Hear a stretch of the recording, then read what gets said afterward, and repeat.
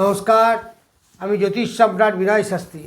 আশা করি ঈশ্বরের কৃপায় আপনারা ভালোই আছেন। আজকে আমার ভিডিওর আলোচ্য বিষয় শুক্রের গোচর। আপনারা জানেন যে গত 1 তারিখে অর্থাৎ 1 মার্চ 2026 শুক্র মীন রাশিতে প্রবেশ করেছে। এই মীন রাশি হচ্ছে শুক্রের তুঙ্গ ক্ষেত্র। তাহলে কোন কোন রাশির মঙ্গল হবে, কোন কোন রাশির উন্নতি হবে, অর্থাৎ কাদের ডেভেলপমেন্ট এই শুক্র দেবে। 6টি রাশি বা লগ্নের প্রচুর ডেভেলপমেন্ট হবে। এছাড়াও অন্যান্য রাশি হবে, তা মূলত এই 6টি রাশির ডেভেলপমেন্ট হবে। কোন 6টি রাশি আমি একে একে বলবো। প্রথমেই বলি বৃষ রাশি। বৃষ রাশি বা লগ্নের লগ্নপতি, আবার এই বৃষ রাশি বা লগ্নের ষষ্ঠপতিও বটে।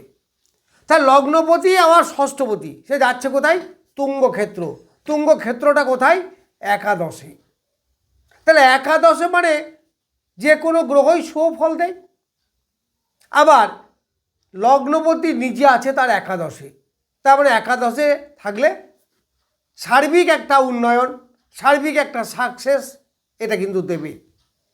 হ্যাঁ, লগ্নপতি মানে তার যে কোনো কাজের প্রতি এনার্জি, যে কাজগুলো এতদিন ধরে পড়েছিল ডিউ, সেগুলো এবার ফুলফিল হবে।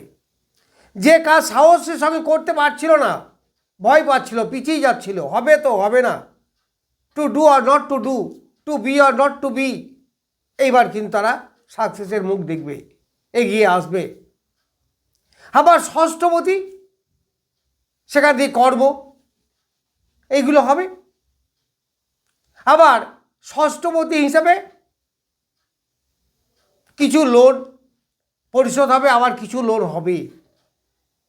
কার একাদশে? তবে যেহেতু একাদশে আছে, একাদশে সাকসেসের ঘর, ফলে তার যে কামনা বাসনা, তার যে চাহিদা, তার যে হবি, তার যে লক্ষ্য, সেইগুলো অনেকটা সাকসেস হবে। এইবার আমি যাব মিথুন রাশি।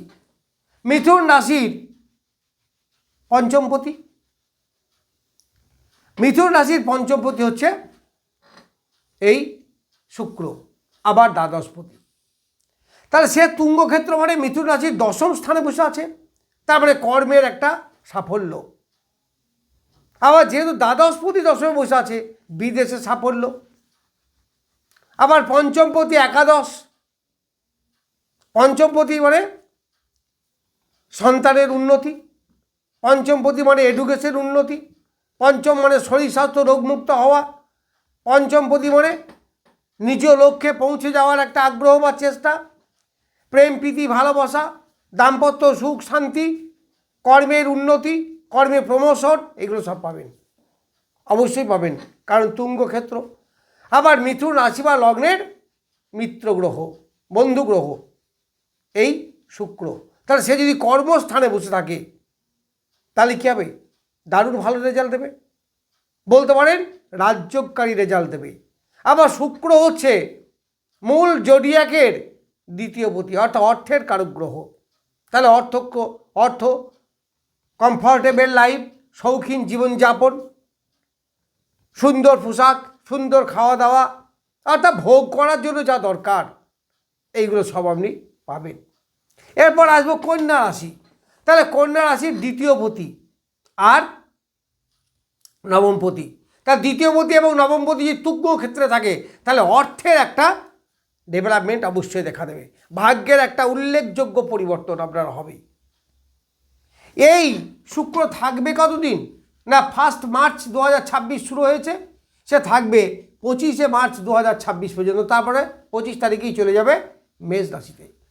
তাহলে এই যে এখনও 20 দিন, এই 20 দিন কিন্তু আপনাকে প্রচুর ডেভেলপমেন্ট দেবে, ভাগ্যের পরিবর্তন, পিতার সুস্থতা, পিতার সঙ্গে সুসম্পর্ক, পিতার কাছ থেকে আয় উন্নতি, এইগুলো আপনি পাবেন। কিছু অ্যাসেট এই সময় আপনার হবে। আবার বিবাহ যাদের দেওয়ার চেষ্টা করছেন, বিবাহ যোগ দারুণ ভালো, এই সময় বিবাহ দিতে পারেন। যারা প্রেম করে বিবাহ, তাদেরও ভালো,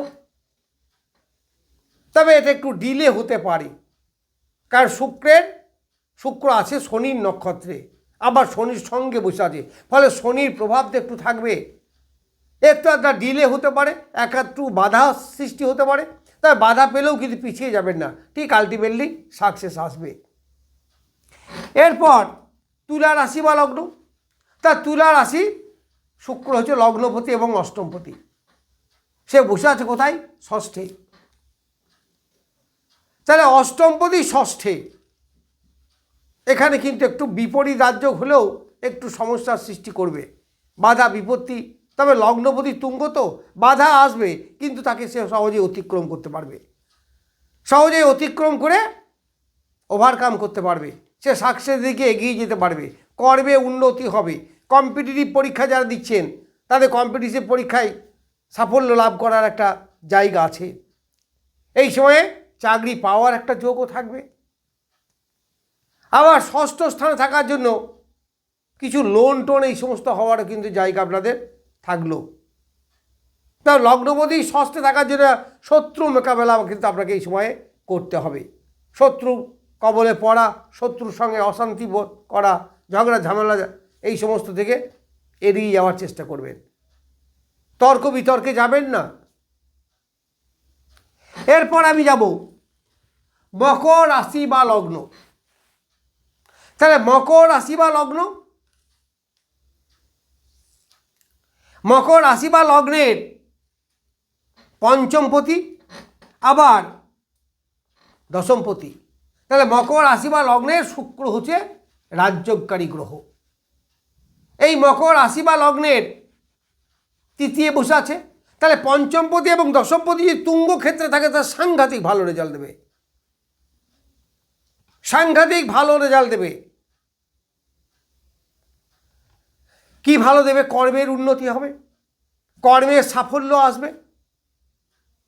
আবার পঞ্চমপতি হিসেবে প্রেম প্রীতির ব্যাপারে সাফল্য লাভ, সন্তানের এডুকেশন, যারা স্টুডেন্ট তাদের এডুকেশনের ডেভেলপমেন্ট, সন্তানের উন্নতি, সন্তানের কর্মযোগ, এইগুলো পাবেন, এইগুলো ডেভেলপমেন্ট আপনাদের হবে। শরীর স্বাস্থ্য এইগুলো ভালো থাকবে।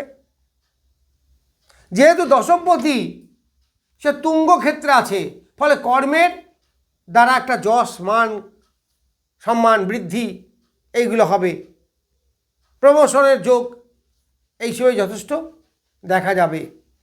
আবার মকর রাশি বা লগ্নের অধিপতি শনিদেব তার সঙ্গেই বসে আছে, অর্থাৎ লগ্নপতি দশমপতি পঞ্চমপতি যোগ, বিরাট বড় রাজযোগ।